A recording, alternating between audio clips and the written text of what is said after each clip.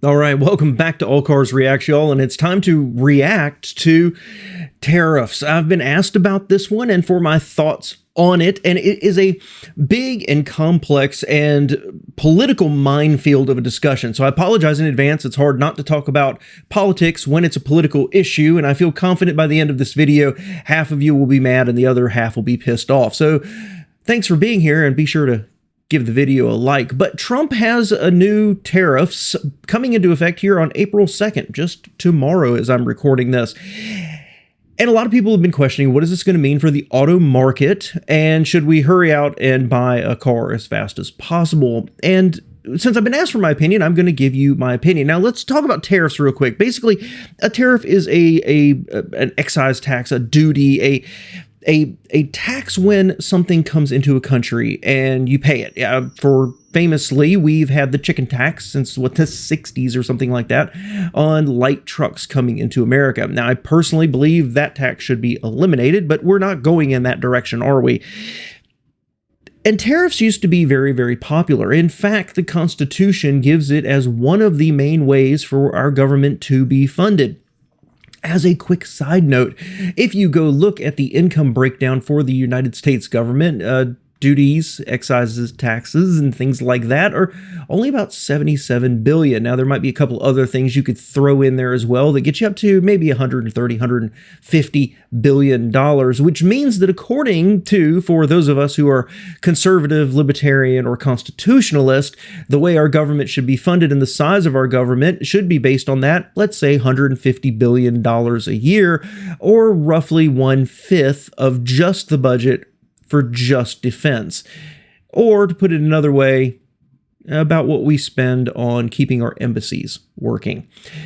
Now, that's not been the case. Our country had for well over 100 years no income tax except during the War of Northern Aggression when the Union put one in place to fund their war effort. But it wasn't until, 1913, they actually had to pass an amendment for us to have an income tax, which was initially only 2%, I think, maybe 4%, on the very tippy top of American society. That's all they wanted and all they needed. But of course, once they get your hands in their hands in your pocket, they immediately started lowering it down and trying to tax everybody. And that's how we ended up with this bloated, huge federal government and budget right now, where they bring in nearly $5 trillion and spend nearly $7 trillion. And Trump is planning on these tariffs bringing in just the non-auto tariffs about $6 trillion in the next 10 years, about $600 billion a year. And this is all part of a longer-term plan to eliminate income taxes.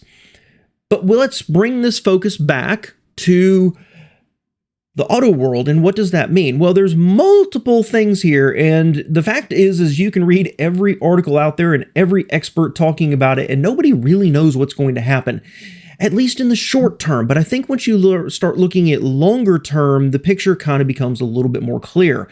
The first thing is that we're not just talking about vehicles, completed vehicles being brought into America, coming here.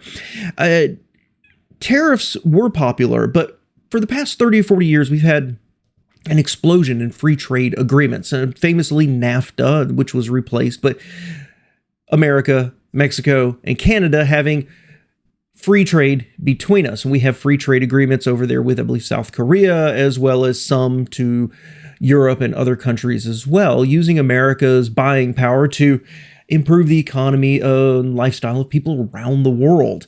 And that helps keep our standard of living high and prices low. It allows individual nations to do what they're best at. If you have a highly technologically advanced manufacturing sector like we do in America, we can do those pieces very well. If you need things that are just cheaper labor, then you can go to South Korea, or you can go to China, or you can go to Mexico for that. And that's largely what's happened since about the 90s. And these tariffs are going to upend all of that. Now, the advantage is that Trump is selling it as these products should be made here. If we want to improve our lifestyle, if we want to improve wages, if we want to put more people back at work and be more self-sufficient, bring all that back. But that doesn't happen overnight like a tariff can. And so manufacturers like Volkswagen, who build a vehicle in Mexico and then try to bring it to America, they're going to be hit with an additional 25% on the cost of that vehicle. And that includes those vehicles that are made in China, like the Lincoln Navigator, or in South Korea, like the Chevy Trax, for example. We're going to come back to that one in a minute.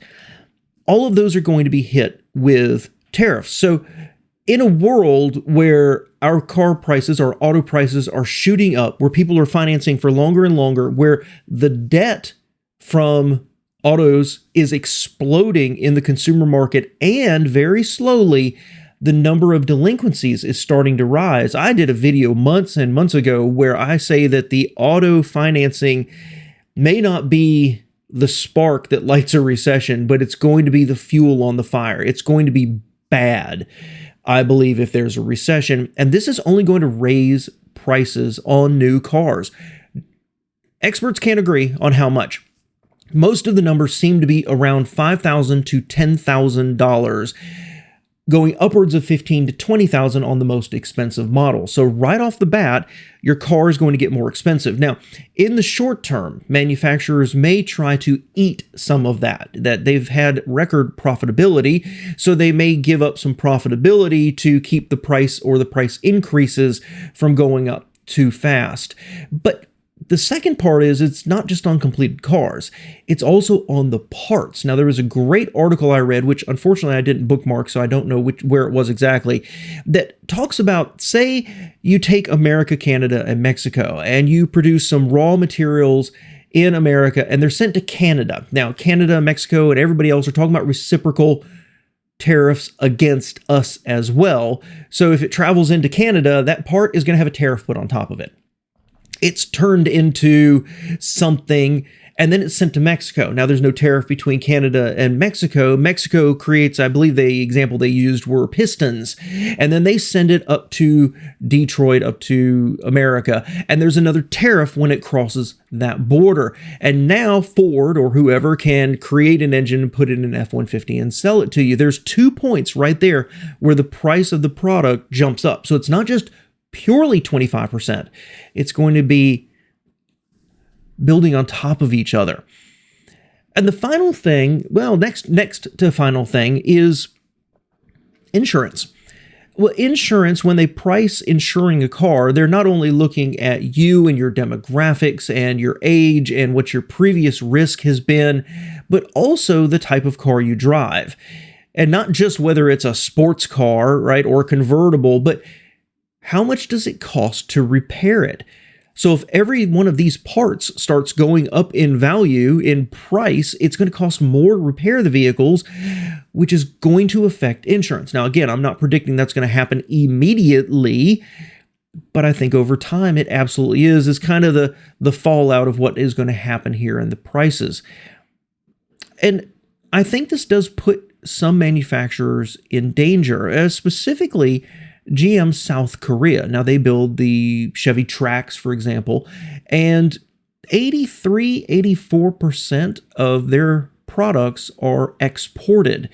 Only something that's ridiculous. It's only like 7% of their sales are in actually Korea. And the Trax is one of the better and least expensive vehicles you can buy in America right now.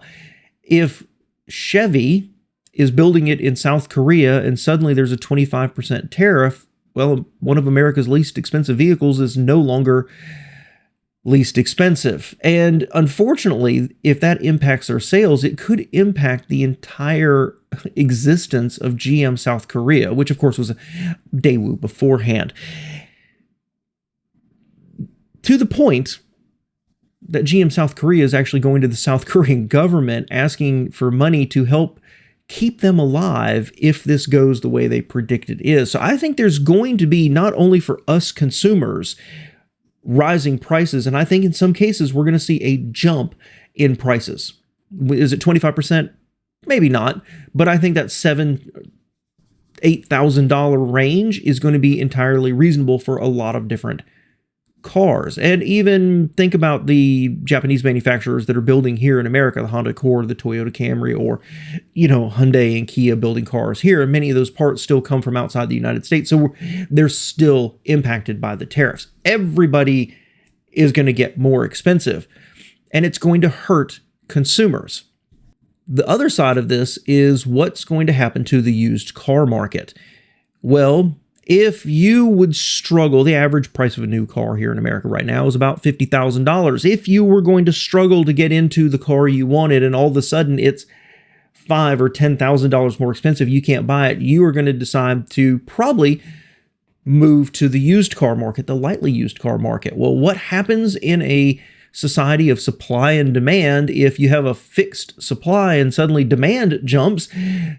Used cars are going to become more expensive too. And this when they've not really recovered and decreased substantially in value from the pandemic.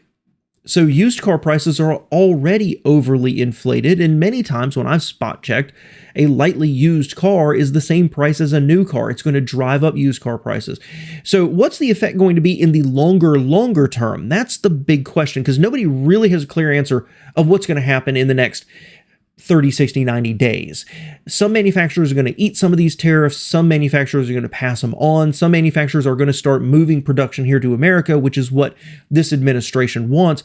But you don't build a factory overnight. You don't hire and you don't train people overnight. And there's still some things it's going to have to be imported. It's going to raise costs no matter how you slice it. But what about the longer term? Well, tariffs fell out of favor for a few different reasons. Number one is they did artificially keep prices higher. But the second aspect of tariffs is that they are protectionist. And there's no way I can look at these tariffs existing for many years, people moving here, especially when you have a re-energized UAW that constantly wants higher and higher wages and better benefits. We start to look like the United Kingdom of the 60s and the 70s and maybe even into the early 80s, of a very isolationist, a very protectionist environment, wanting to build here, but reducing competition does not make products better. It's going to reduce profitability. It's going to be able to reduce investment in the next generation and generations after that of vehicles. It's going to isolate our income from outside forces, and generally and historically, protectionist societies have lower quality products at, broadly speaking, higher prices.